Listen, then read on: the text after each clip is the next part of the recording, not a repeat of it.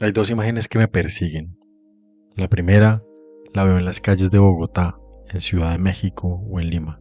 Un tipo en moto con el morral verde, naranja o rojo, moviéndose a toda velocidad entre los carros. Trabaja 12 horas, no tiene prestaciones, no tiene horario fijo, no tiene jefe visible. Y si le preguntas qué hace, hay una probabilidad alta, muy alta, de que te responda soy emprendedor. La segunda imagen es más quieta.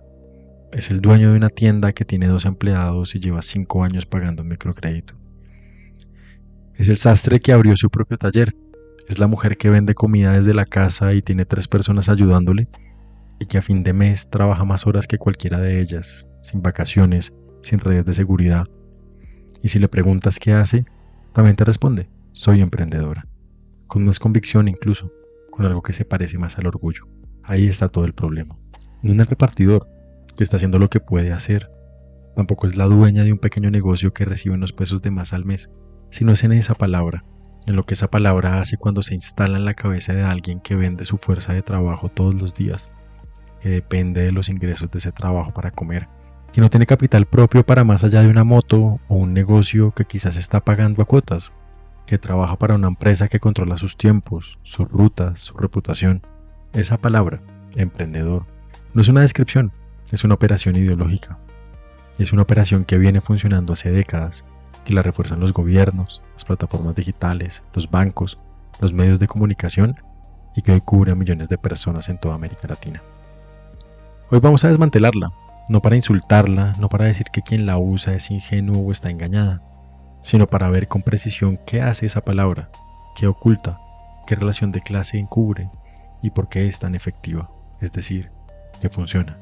Porque incluso quienes tendrían más razones para rechazarla la adoptan con frecuencia de manera voluntaria, con algo que se parece al orgullo.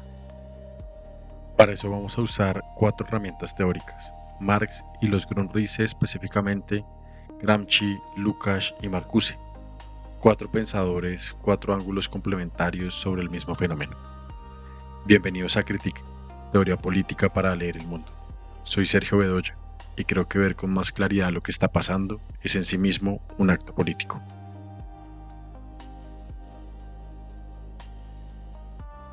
Arranquemos con los números, porque aquí los números son la teoría. Según la OIT, en 2024, el 47.6% de los trabajadores de América Latina están en la informalidad. Casi una de cada 2 personas que trabaja en esta región trabaja sin contrato formal, sin seguridad social, sin protección legal básica. En Colombia esa cifra llega al 56.8%, en México al 54.8%, en Perú supera el 70%. No estamos hablando de una minoría marginal, estamos hablando de la norma. La informalidad no es la excepción al mercado laboral latinoamericano, sino que es su forma dominante. Y la respuesta que la región ha construido para nombrar este fenómeno, para darle un sentido, una identidad, un horizonte, es el emprendimiento. El primer lugar donde esa respuesta aparece con más fuerza y con mayor claridad política es en las plataformas digitales. Rappi, Uber, Didi, iFood, pedidos ya. En Argentina hay aproximadamente 400.000 conductores activos de Uber, 350.000 de Didi, 90.000 repartidores de Rappi. En México, Didi tiene más de 700.000 conductores y repartidores aportando al IMSS. Son cifras enormes y en todos los casos la narrativa oficial de estas empresas es la misma. Uber no tiene trabajadores, tiene socios conductores. Rappi no tiene empleados, tiene trabajadores independientes. El repartidor no trabaja para la plataforma, trabaja con la plataforma. La diferencia es, según ellos, fundamental. El repartidor es libre, es autónomo, es su propio jefe. Puede conectarse cuando quiere, puede desconectarse cuando quiere. Puede elegir sus rutas. Es, en la narrativa de la empresa, un pequeño emprendedor que usa la tecnología para ofrecer sus servicios al mercado. Esa narrativa tiene un problema, que 30 de los 38 fallos judiciales internacionales que han analizado el vínculo entre plataformas y repartidores han determinado que existe una relación laboral real. En Argentina, jueces del trabajo declararon la existencia de relación laboral con Cabify. En Brasil, el Ministerio Público Laboral exige que Uber, Rappi, 99 o la MUF reconozcan a sus trabajadores como empleados con seguridad social, vacaciones y cesantías. En Colombia, la reforma laboral aprobada en junio de 2025 obliga a las plataformas a aportar el 60% de salud y pensión para estos trabajadores. En los Países Bajos, un tribunal determinó que los conductores de Uber son trabajadores de aplicación, no contratistas independientes. Los jueces ven una relación laboral, las plataformas ven socios emprendedores. Los datos le dan la razón a los jueces, el discurso público le da la razón a las plataformas. Esa brecha es el núcleo de lo que vamos a analizar hoy. Pero el repartidor en moto no es el único personaje de esta historia. Hay otro que aparece con menos visibilidad mediática, pero que es igual de revelador y en cierto sentido más interesante teóricamente: el microempresario. El dueño de la tienda de barrio que tiene 2 empleados, el sastre que abrió su propio taller con un crédito, la mujer que monta un negocio de comida desde casa y tiene a 3 personas ayudándole, el contratista independiente que factura a varias empresas y se autodenomina consultor. A primera vista, este personaje parece más legítimamente burgués que el repartidor. Tiene capital propio, aunque sea pequeño. Tiene trabajadores a su cargo. Corre un riesgo real. Toma decisiones de gestión. Y precisamente por eso su identidad de emprendedor parece mucho más sólida, más fundada, menos cuestionable. Pero aquí está la trampa. El microempresario con 2 empleados explota, en el sentido técnico marxista y no moral, la fuerza de trabajo de esas 2 personas. Pero simultáneamente, él mismo es explotado por el capital que lo subsume desde arriba. Depende de un proveedor que le fija los precios, opera con márgenes tan estrechos que cualquier variación del mercado lo pone al borde de la quiebra. Paga intereses sobre el microcrédito con el que montó el negocio. Si la plataforma de distribución en la que vende cambia sus algoritmos o sus comisiones, pues pierde inmediatamente el acceso a sus clientes de un día para otro. Y en la mayoría de los casos trabaja más horas que cualquiera de sus empleados, pero sin prestaciones propias, sin vacaciones reales o sin red de seguridad. El caso de las plataformas y el del microempresario no son 2 fenómenos distintos, son 2 versiones del mismo mecanismo. Uno opera a través de la dependencia algorítmica, el otro opera a través de la dependencia del crédito, de proveedores, de cadenas de distribución que el microempresario en verdad no controla. En ambos casos, la autonomía jurídica, el ser tu propio jefe, tener tu propio negocio, coexiste con una dependencia real del capital que la anula en lo sustancial. Pero el caso de las plataformas es solo el más visible. El segundo frente donde opera el discurso del emprendimiento es el Estado. Y aquí hay algo que no debería sorprender, pero que sigue siendo revelador.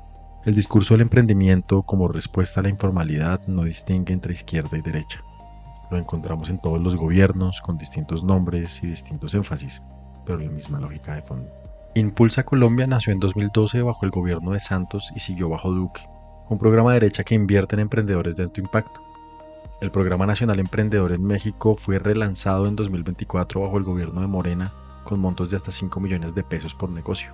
Startup Perú, creado bajo la derecha, funcionó hasta 2023. En Ciudad de México, el programa Empleate CDMX entrega hasta 75,000 pesos a proyectos de 3 personas. El microcrédito en Colombia en 2025 alcanzó 1.8 millones de operaciones, con una cartera de 25 billones de pesos y 2.5 millones de clientes activos. Distintos gobiernos, distintos signos políticos, la misma respuesta. Formaliza tu informalidad convirtiéndote en empresario. Si no tienes empleo, crea tu propio negocio. Si el mercado no tiene lugar para ti como trabajador, encuéntrate un lugar como emprendedor. La pobreza como déficit de iniciativa individual. La informalidad como campo de oportunidades. La precariedad como libertad. Eso es lo que ocurre. Ahora vayamos a ver lo que revela.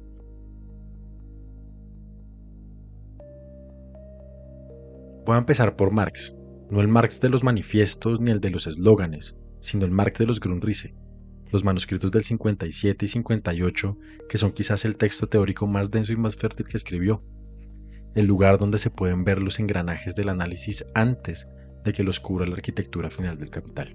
En los Grundrisse, Marx trabaja con una distinción que es fundamental para entender lo que está pasando con el emprendedor latinoamericano, la distinción entre lo que llama la subsunción formal y la subsunción real del trabajo al capital. La subsunción formal es la situación en la que el trabajador está técnicamente bajo el control del capital, pero conserva cierto grado de autonomía en el proceso de trabajo. El artesano que vende su producto al mercado, el campesino que arrienda su tierra pero cultiva según sus propios métodos, el comerciante que pone su propio horario. Hay una relación con el capital, pero el proceso de trabajo mismo no está completamente capturado. La subsunción real es cuando el capital penetra el proceso de trabajo en su totalidad. No solo compra el resultado, sino que organiza los tiempos, los métodos, los movimientos, los ritmos. El trabajador llega a la fábrica y no decide cómo hacer su trabajo. El capital ya lo decidió por él. Las máquinas marcan el ritmo, los supervisores controlan la velocidad. El proceso entero ya fue diseñado para extraer la máxima cantidad de valor en el mínimo tiempo posible.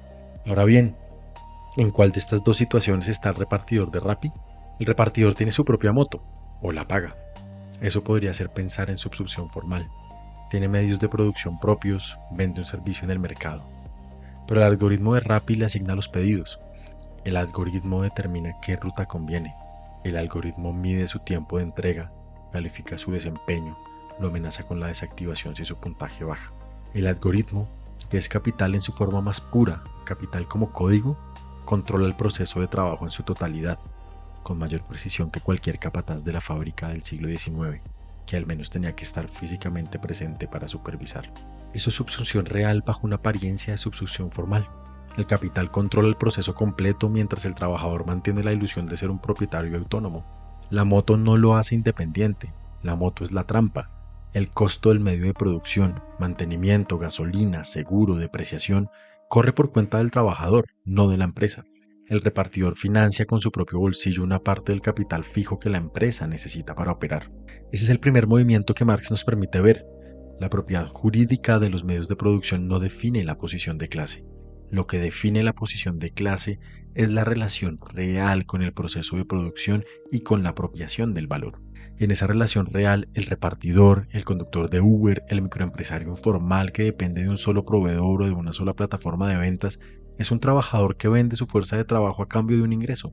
Que se llame socio, emprendedor o cuentapropista, no cambia esa realidad. Aquí Marx tiene una herramienta adicional en los Grundrisse que vale la pena traer, porque es la que permite distinguir al microempresario del gran burgués sin confundirlos. Marx habla del capital que explota y del capital que es explotado. No todo capital tiene la misma posición en la cadena de acumulación.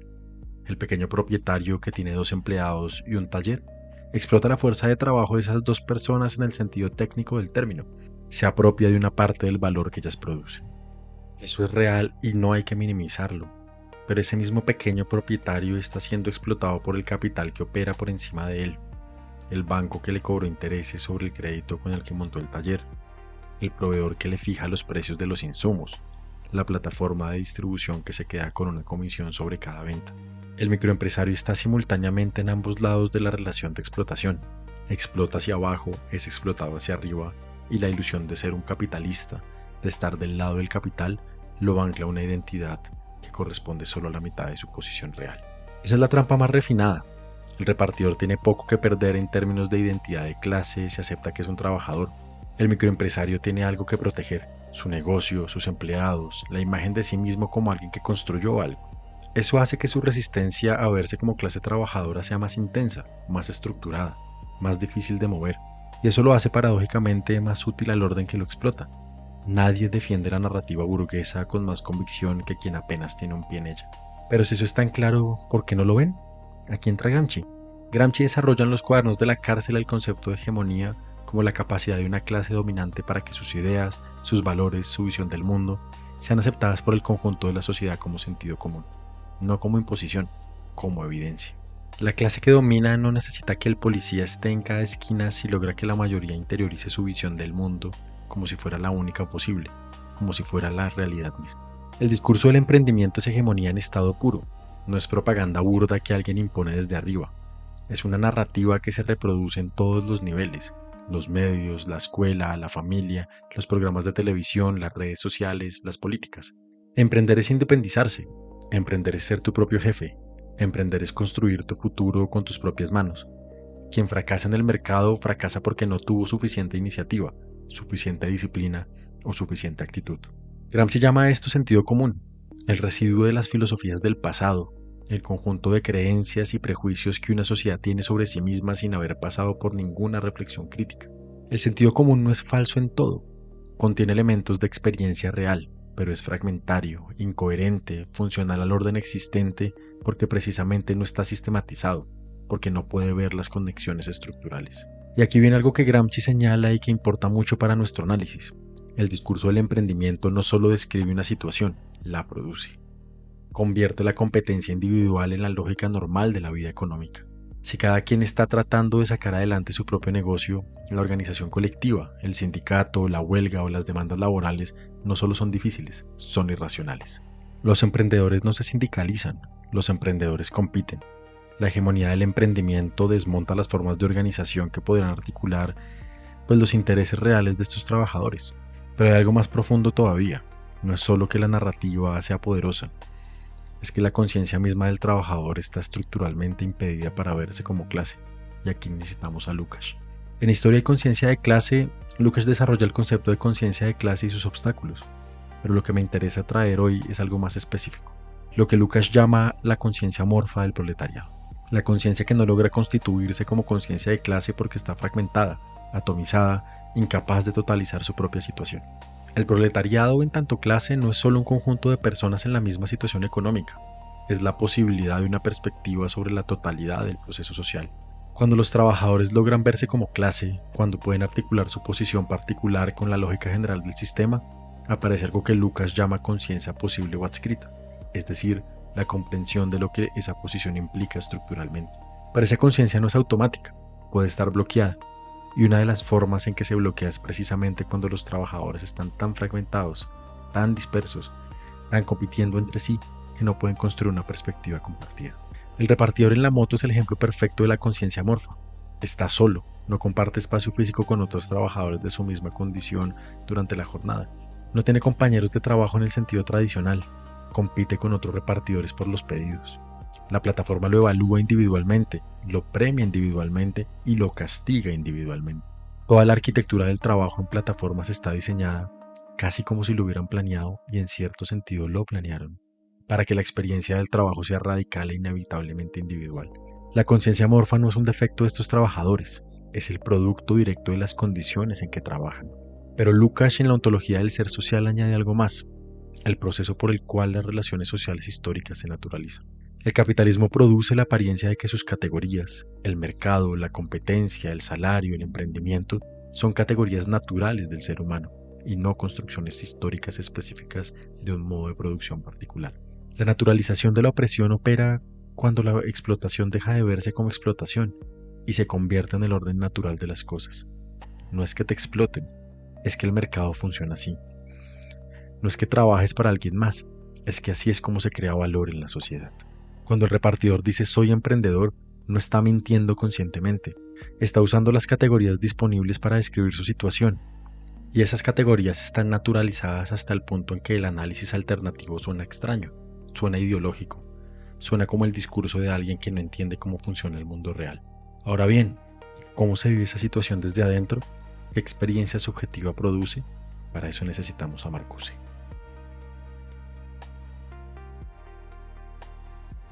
Probando. En El hombre unidimensional, publicado en el 64, Marcuse analiza una paradoja que él veía en las sociedades industriales avanzadas, pero que hoy tiene una vigencia que él difícilmente pudo imaginar. La posibilidad de que la represión funcione no mediante la coacción, sino mediante la gratificación. Que el control opere no privando a la gente de la libertad, sino dándole sustitutos de libertad que son más efectivos que cualquier prohibición. Marcuse llama esto de sublimación represiva. La idea es compleja, pero la voy a intentar destilar. En cierto momento del capitalismo avanzado, la represión ya no necesita negar los deseos. Le es más funcional canalizarlos hacia formas que no amenacen el orden. Darte la sensación de libertad, la experiencia de autonomía, el gusto de la autorrealización, dentro de un marco que en lo fundamental no cambia. Piensen en el discurso de las plataformas. Uber no te dice que vayas a trabajar de 9 a 5, te dice que trabajes cuando quieras. Rappi no te asigna una zona fija, te dice que tú eliges dónde operar. No hay jefe que te diga qué hacer cada mañana. Hay una app que te manda notificaciones. La diferencia en términos de autonomía real es casi nula, pero en términos de experiencia subjetiva es enorme. Porque la libertad de horario, aunque en la práctica tengas que conectarte en los picos de demanda si quieres ganar algo, se experimenta como autonomía. La ausencia de jefe visible, aunque el algoritmo sea más controlador que cualquier supervisor humano, se experimenta como independencia. La posibilidad de rechazar un pedido, aunque rechazar demasiados te penalice en el ranking, se experimenta como un poder de decisión. Esto es lo que Marcuse permite ver con una precisión extraordinaria. La autoexplotación se vive como libertad. El repartidor que trabaja 12 horas no siente que alguien lo está explotando. Siente que está construyendo algo propio. Y esa sensación no es irracional ni es estupidez. es el producto de una forma de organización del trabajo cuidadosamente diseñada para producirlo. Hay un dato que ilustra esto de manera casi cruel. En varias encuestas realizadas a conductores y repartidores de plataformas en América Latina, la autonomía de horario aparece sistemáticamente entre las razones más valoradas del trabajo en plataformas, más que el ingreso, más que las condiciones, más que cualquier otra variable. La gente valora la autonomía. El problema es que esa autonomía existe solo en la narrativa. En la práctica, el ingreso de estos trabajadores depende directamente de las horas conectados, de la tasa de aceptación de pedidos, de la calificación del algoritmo. La autonomía es real en la forma, inexistente en la sustancia. Y aquí hay algo que Marcuse conecta con el análisis gramsciano. Cuando la forma de control es la libertad misma, el rechazo del control se vuelve muy difícil. ¿Cómo organizas a alguien que se siente que es libre? ¿Cómo construyes un sindicato con personas que se perciben como empresarios individuales? ¿Cómo articulas una demanda colectiva cuando la experiencia cotidiana del trabajo es profundamente individual y cuando esa individualidad se vive como privilegio? La respuesta es que es muy difícil, y esa dificultad no es un accidente, es una característica del diseño. Hay un detalle que vale la pena subrayar porque suele pasar desapercibido en los análisis sobre plataformas. Estas empresas no solo garantizan y organizan el trabajo, organizan la subjetividad del trabajo. Rappi tiene un sistema de niveles: Rapitendero, Rapitendero Pro, Rapitendero Elite. Y estos pues premian con mejores pedidos y mejores tarifas a quienes tienen más horas conectados y mejor calificación. Uber tiene su propio sistema de calificaciones. El algoritmo no solo mide el rendimiento, produce identidad. El repartidor que llega al nivel élite no se ve como un trabajador explotado más eficientemente, sino que se ve como un profesional que ha construido una reputación. El sistema gamifica la autoexplotación y la convierte en mérito personal. Marcuse lo habría reconocido de inmediato. La integración del individuo al sistema mediante la satisfacción de sus necesidades, incluida la necesidad de reconocimiento, de progreso, de sentido de logro, es más efectiva que cualquier forma de coacción directa. No hay que obligar al repartidor a conectarse 12 horas. El sistema construye las condiciones para que él quiera hacerlo, para que sienta que esa es su decisión soberana, para que experimente el agotamiento como sacrificio propio y no como extracción ajena. Pensemos en lo que significa esto en contextos como el colombiano, donde el conflicto armado ha desarticulado organizaciones sociales durante décadas, donde la violencia contra líderes sindicales tiene una historia devastadora, donde la informalidad no es solo una condición económica, sino una forma de vida construida durante generaciones. En ese contexto, el discurso del emprendimiento no llega a un vacío, llega a un terreno en el que las alternativas organizativas colectivas han sido sistemáticamente destruidas o erosionadas. El emprendimiento no reemplaza el sindicalismo, ocupa el espacio que la violencia política dejó. Pero hay una diferencia importante entre el repartidor y el microempresario que conviene examinar con Lukács, porque ahí la falsa conciencia opera de manera distinta aunque produce el mismo efecto. El repartidor tiene una conciencia amorfa. No puede ver su posición de clase porque su trabajo está atomizado, es individual, no tiene espacio de encuentro con otros trabajadores en la misma situación. El microempresario tiene un problema diferente. Su conciencia no es amorfa por aislamiento, es lo que podríamos llamar una conciencia escindida. Ve correctamente una parte de su posición: soy propietario, dirijo un negocio, tomo decisiones, y no puede ver la otra. Estoy subsumido, soy prescindible para el capital que me rodea, mi autonomía es más frágil de lo que parece. Lukács, en la ontología del ser social, diría que esa escisión no es un error de percepción individual, es la naturalización de la opresión operando en su versión más sofisticada. No hay necesidad de ocultar toda la verdad, basta con hacer visible solo la parte que refuerza la identidad correcta. El microempresario ve su capital, el taller, la mercancía, los 2, 5 empleados, porque eso es visible, tangible, propio. No ve su dependencia del proveedor, del banco, de la cadena de distribución, porque esa dependencia no tiene nombre en el vocabulario del emprendimiento. El vocabulario disponible solo tiene palabras para nombrar lo que posee, no para nombrar lo que lo posee a él. Y allá aparece Marcuse de nuevo, en su versión mucho más perturbadora, porque el microempresario no solo ve su dependencia, la vive como libertad. Tener empleados se experimenta como éxito. Pagar nómina, aunque sea con el dinero del microcrédito, se experimenta como poder. Dirigir, aunque sea 2 personas, se experimenta como haber llegado a algún lugar. La autoexplotación del microempresario, que trabaja más horas que sus empleados, que no se toma vacaciones, que reinvierte todo en el negocio, no se siente como un sacrificio impuesto, se siente como esa vocación, como proyecto, como identidad construida con las propias manos. Esa es exactamente la sublimación represiva que Marcuse describe. La represión más efectiva es la que se experimenta como realización.